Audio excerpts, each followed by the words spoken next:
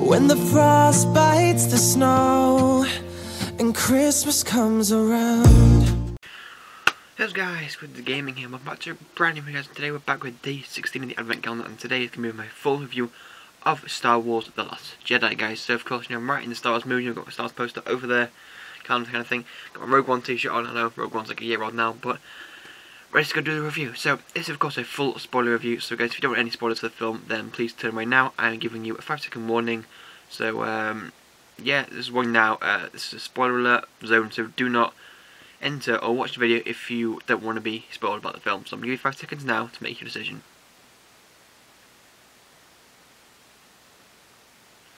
So let's get back on with the film review. So this one is probably the best Star Wars film ever created because of just the way not only it looks, the pacing, but the storytelling and character development is so awesome. So we're going to start of course with the plot. So the plot is very simple to follow basically. It starts off with the Resistance being chased by the First Order. The Resistance, basically they sort of evacuate the planet and they leave. Of course, no, very similar to Empire Strikes Back, but that's where the similarities end. Then we go, of course, to see Kylo Ren with Supreme Leader Snoke, and how Snoke is not impressed with Resistance being able to get away. And of course, they had the bombers, the new bombers, the really cool ships. They basically bombed this new sort of ship the First Order had. I can't remember the name of it. The Supremacy. Yeah, the Supremacy. So bomb that, and then Snoke's not happy with General Hux or Kylo Ren, so he's very mad. He just, you know, forces Kylo Ren and just pulls General Hux around, you know, mess around with him and everything. So that happens, and then we cut to Luke Skywalker and Rey. The scene we saw right at the end of the Force Awakens, but it was made a bit too humorous for my liking because Luke basically takes a lightsaber and just chucks it behind him, like, thanks a lot, you know. Abrams built up this like massive scene right at the end of the Force Awakens, so then Johnson just go, nah, just chuck it away.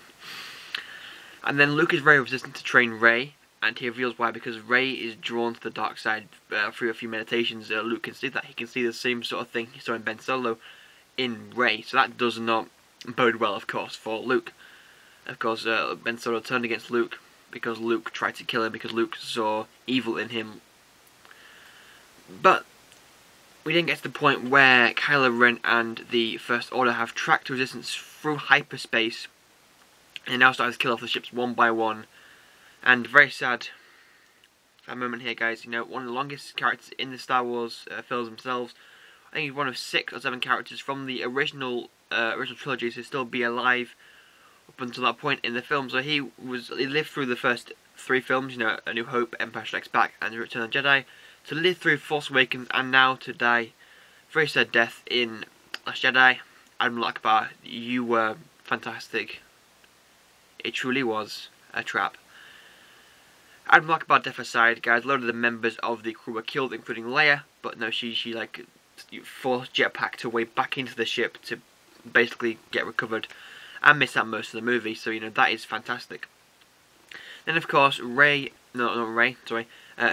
and Rose, the new worker on the ship, someone like the new hero, basically, they have an idea to basically infiltrate the First Order ship, or Supreme Leader Snoke's ship, and basically get rid of the tracking device and then blow it up, basically. So Poe agrees to this, but Poe is very resistant to tell the new commander in charge because she doesn't agree with the plan, and eventually he does tell her, but you know, we'll get to that in a minute.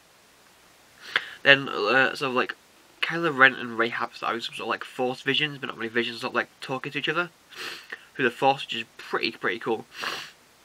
But it's all set up by Snoke, unfortunately. So Rey was trying to get Ben to the light side, and Ben was trying to get Rey to the dark side. So there's a bit of that going on in the movie. And then, of course, the Porgs. I mean, you can't hate the Porgs. The Porgs are just fantastic. Anyway, we're getting to sort of the point in the film where, sort of in the middle of the film now, where the Finn and Rose have found the guy they're looking for, trying to infiltrate the ship, the Supremacy, the Supreme Leader Snoke ship. So they found that person, and then now there's not many Resistance left because, of course, they've all been hit by the new ship and everything, been tearing themselves apart. There's like 30 of them left, basically. 30 Resistance people left. But then Luke eventually agrees to train Rey. This is roughly in the same order. I mean, I watched it yesterday, but I can't remember exactly how everything was structured, but it's roughly in the same order as it was in the film. So Luke agrees to train Rey. He does for about 2 lessons, then he's just like, nah, it's not worth it. And then Rey leaves with Chewbacca to go help fight the Resistance, to go fight the First Order. And then we sort of see like Finn and the guys return, but they actually fail. Finn gets captured by Captain Phasma because the guy they brought in, the code breaker, was evil. Well, it wasn't really. Yeah, it was evil. He basically got paid off by the First Order to bring Finn and Rose into their ship to basically kill them. Didn't work. The new admiral of the Resistance basically does something very, very awesome. Basically, she goes to hyperspace, but she just tears through Snoke's ship, which is pretty cool. But before that happens, guys, the huge battle between Rey and Kylo Ren happens, right? There's be a huge moment in the film where we finally see Snoke meet Rey face to face, and Snoke, he's a very stupid character because he basically underestimates Rey and Kylo Ren's power. You know, he did what do you call an Anakin? You know, he did the Anakin, and basically he died by Kylo Ren forcing Luke's lightsaber into him, and he basically dies. And pretty poor death. It's literally like the same like a Darth Maul. Like he gets cut in half, and he's dead. He's a nobody, right? He literally is nobody because we don't know where he's come from, right? He's been in 2 films now, and he just dies like that. Just anyway, that's really like a letdown because now General Hux and Kylo Ren are fighting about who takes power. Of course, they're both still trying to get power over each other because they don't really like each other, General Hux and Kylo Ren. But we then lead to the final battle on Crete. We get the really cool ski speeders, which you saw in the trailer. Basically, Poe, Finn, Rey, all the pilots left, go out on these ships, try and take down the final Imperial craft that's on Crete. Basically, the Imperial try to attack them. And this is where the whole sort of Hoth planet comes in. So basically, you've got the massive walkers, the new, I think it's 80 M6s. They're down on the planet, and they're trying to fight against the small ski speeders. Ski speeders are absolutely rubbish. I mean, they look cool, but they're not very good at battling. So basically, Finn tries to kill himself, tries to suicide into it to try and destroy it, but Rose saves him. And then we see Luke Skywalker come in to face Kylo Ren. So at this point we've got Kylo Ren and his massive ATM-6s and the massive ships and everything. They're just all firing on Luke. He just stands there and just does this right at the end. Like, he just gets bombarded with shots from every single walker, and he's just there, just takes it. But it turns out that Luke was actually a projection, and which was pretty cool, to be fair. Like, he basically able to project himself across the galaxy to fight Kylo Ren. Kylo Ren, obviously, he tries to kill him, but because he's like a sort of like a force being. Well, it's not really like it's not really alive. It's more like a projection. Basically, Kylo Ren fails, and Kylo Ren's wasted his time. Basically, Luke did that to sort of draw away attention from the base on Crete to basically to him, to Luke Skywalker. So then they all escape. You know, Chewbacca and Rey fly down in the Falcon, rescue everyone, and they all escape. That's basically the plot film. You know, summed up in about 7 minutes, right? So now I've got my reason why I love it, because you know the films are so well paced, right? And the characters are really awesome. Like, Poe was much bigger in this film than he was in The Force Awakens. Poe's one of my favourite characters. Probably my favourite character of Star Wars of all time. He's just very funny, very humorous. And he's sort of like a young, like Luke Skywalker kind of character. You know, he always wants to get an X-Wing, wants to fly. He is pretty cool.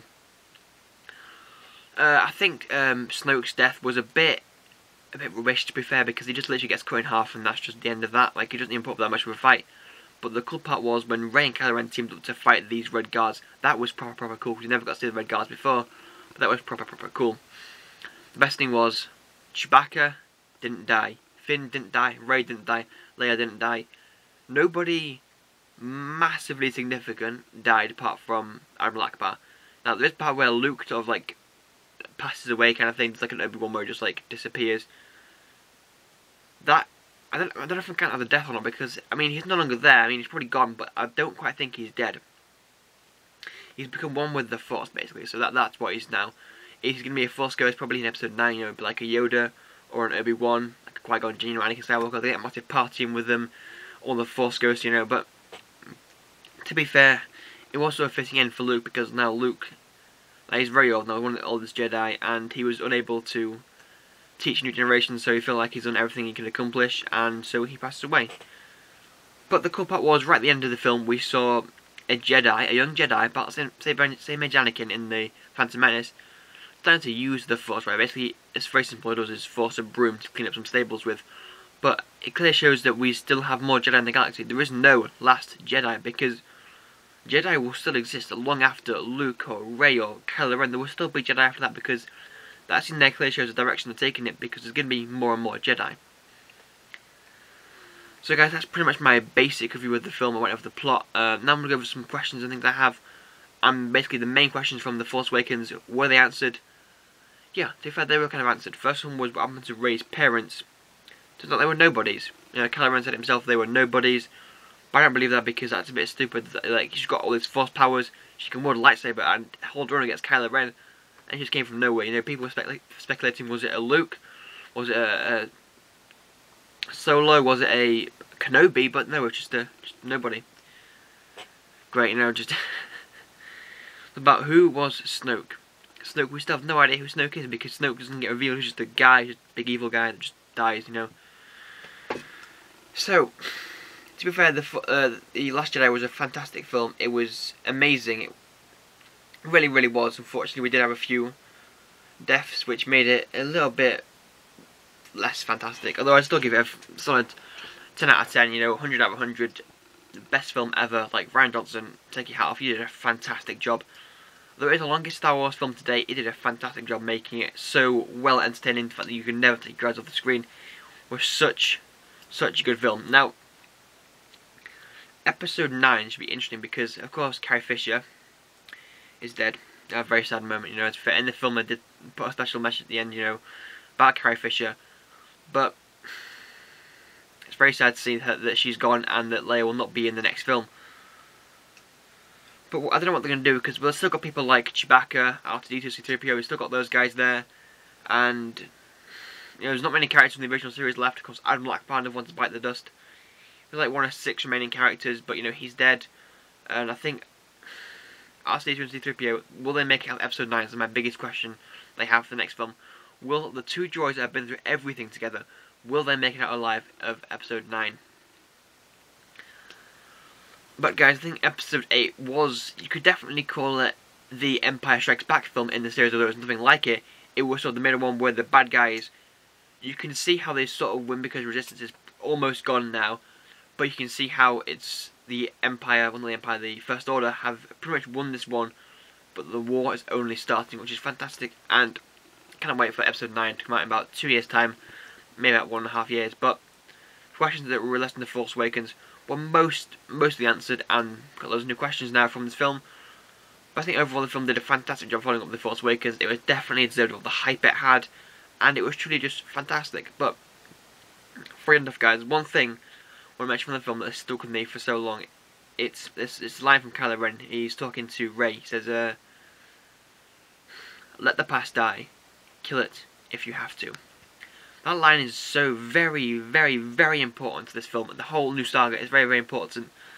About, it can mean so many things. It can mean about killing off, you know, the Jedi. You know, I mean killing off the old characters and bringing in a new generation of characters. That's what the whole film is about. It's about killing off this old generation of characters, bringing in new fan favourites. Because at some point they're all going to die. At some point all the characters are going to die. But just when and how they die. I think Luke's end was very fitting. Han's death was... I'm not going to comment on that because it's just an average... I don't think he was given the send-off he deserved. But I think by saying they're going to kill the past off, let it die, basically means they're going to get rid of General Leia. I think Chewbacca may not make it out alive. C-3PO, R2-D2 may not make it out alive. You know, that really worries me because there still are fantastic characters in Star Wars that were in the original films. You know, people like Lando Calrissian, he wasn't in the film. I was quite sad to see Lando Calrissian not there again because he's very funny. I like Lando Calrissian personally. He wasn't there. And I feel like the old generation of characters we all knew, they're gone. Like the new characters being brought in now, you know, your Poe, Finn, Rey, Kylo Ren. These characters are now the new centre stage of Star Wars. You know, it's no longer about Luke Skywalker. It's now about Rey and Finn. You know, they're starting to shift it away from Luke Skywalker and the Skywalker family to more of, you know, this new generation of Finn, Rey, Poe Dameron. And we have to wait to see how it plays out because Star Wars has got a lot of films planned and I cannot wait. But the direction of the film, where it's going, is interesting, to say the least. Anyway guys, that was my review of Star Wars Last Jedi. I'm sorry if it's all over the place, but I tried to make it as sort of structured as possible. We had the plot in the beginning and then my general thoughts afterwards. Hope it was a decent video for you guys, and thank you all so much for watching. I've been Squidzz Gaming, and I will see you later.